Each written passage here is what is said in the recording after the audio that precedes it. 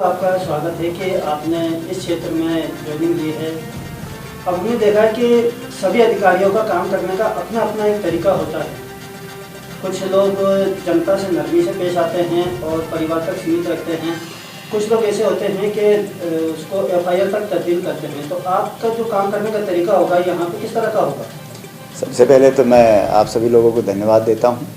तो आप लोगों ने मेरे स्वागत की बात कही है, और जो काम करने के तरीके की बात है, सबसे अहम जो मेरे लिए होगा, आमजन में विश्वास और अपराधियों में डर। ये एक मेन मोटो है जो पुलिस का मुख्य उद्देश्य जो है। आपने जैसे कि पूछा कि एक सख्त और नरम की जो बात जो है, मेरा जो तरीका है या मेरा मानना है कि पुलिस और जनता के बीच एक समन्वय स्थापित हो। पुलिस और आमजन जो है वो मिल कर के काम करें, चाहे वो किसी भी समस्या हो, चाहे अपराध में रोकथाम की बात हो या किसी इलाके में अन्य कोई समस्या की बात हो। तो पुलिस और जनता के बीच एक समन्वय स्थापित हो, एक कोऑर्डिनेशन हो, जिससे पुलिस के पास आमजन जो है वो information as early as possible provide कराए। हमने देखा कि जिस हिसाब से आपका ये क्षेत्र है, इसमें सबसे ज़्यादा जो प्रॉब्लम है वो है नशे की। यहाँ नशे को लेकर जो समितियाँ बनी हुई है, मीटिंग तो कर लेती है, लेकिन उस पर कोई ठोस कार्रवाई नहीं हो पाती। तो आप इसको किस तरह से हैंडल करेंगे? डेफिनेटली मैंने जब से ज्वाइन किया है उसके बाद ये रेगुलर जो नशे वाली जो बात जो है, यहाँ नशे का बहुत ज़्यादा वो है, और युवा जो पीढ़ी है वो नशे की ओर बहुत ज़्यादा बढ़ रही है।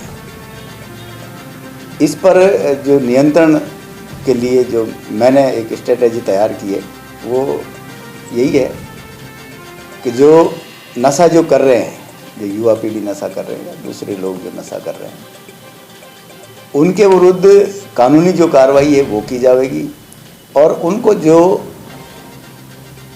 नशा उपलब्ध करा रहे हैं, जो प्रोवाइड करा रहे हैं, उन पर सख्त से सख्त कानूनी कार्रवाई की जाएगी। दोनों उनको ध्यान में रखते हुए जो नशा कर रहे हैं उन पर भी लीगली कार्रवाई होगी, और उनको समझाइश भी की जाएगी। समझाइश और कानूनी कार्रवाई दोनों उनके लिए की जाएगी। और जो उनको प्रोवाइड करा रहे हैं, जो भी नशे का जो सामान जो उनको उपलब्ध करा रहे हैं, उन लोगों के खिलाफ सख्त से सख्त कार्रवाई की जाएगी। उसको लेकर के काम करेंगे, जिससे कि ये जो बढ़ता हुआ जो नशा जो है बहुत ही ज़्यादा बढ़ रहा है, इस गढ़तागेट इलाके में बहुत ज़्यादा है, तो उस पर हम नियंत्रण पाने की पूरे से पूरी कोशिश करेंगे। सर, यहाँ काफ़ी लोग गरीब हैं, गरीब बस्तियाँ हैं, थाने के क्षेत्र में आप वाकिफ़ हैं, और यहाँ छोटी मोटी बात को लेकर आए दिन झगड़े होते हैं। तो क्या करेंगे आप अगर कभी कोई ऐसे छोटे मोटे लोग लड़के आ जाएंगे? क्या आपकी समझाइश करवा के उस मामले को आप रफा दफा करवाएंगे या कोई केस दर्ज करेंगे? एक तो मैटर की ग्रेविटी देखी जाए।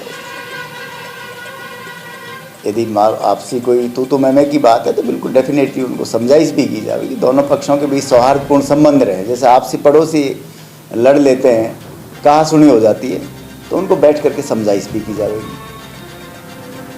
तो मैटर की जो ग्रेविटी जो है उसके ऊपर डिपेंड करेगा।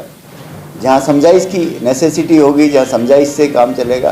देखो, आपस में जो पड़ोसी एक दूसरे के उसमें रहते हैं तो वहाँ उनके बीच सौहार्दपूर्ण संबंध होना बहुत ज़रूरी है। तो अकॉर्डिंग टू द मैटर की जो ग्रेविटी जो है उसके अनुसार ही डिसीजन लिया जाएगा। यदि कोई रिपोर्ट पेश करेगा तो डेफिनेटली उस पर क्या FIR लॉन्च की जाएगी, कोई यदि रिपोर्ट दी जाएगी तो। और यदि वो लोग चाहते हैं कि आपसी समझाइश से कि बैठ करके होगा तो बिल्कुल हम उनके साथ हैं, यदि मान लो इस तरह से होगा तो। और यदि थाने पर कोई रिपोर्ट दी जाएगी तो डेफिनेटली उस पर FIR पंजीबद्ध की जाएगी।